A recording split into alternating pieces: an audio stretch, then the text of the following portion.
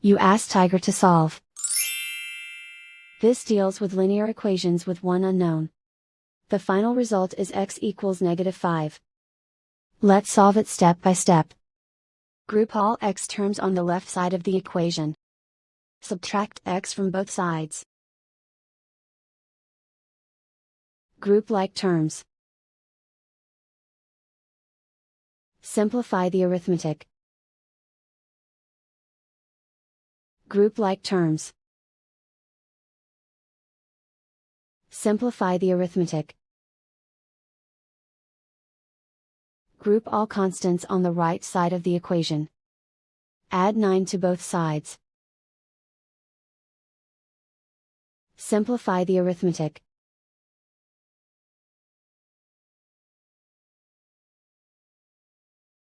Isolate the x. Divide both sides by 2. Simplify the fraction. Find the greatest common factor of the numerator and denominator. Factor out and cancel the greatest common factor. And so the final result is x equals -5.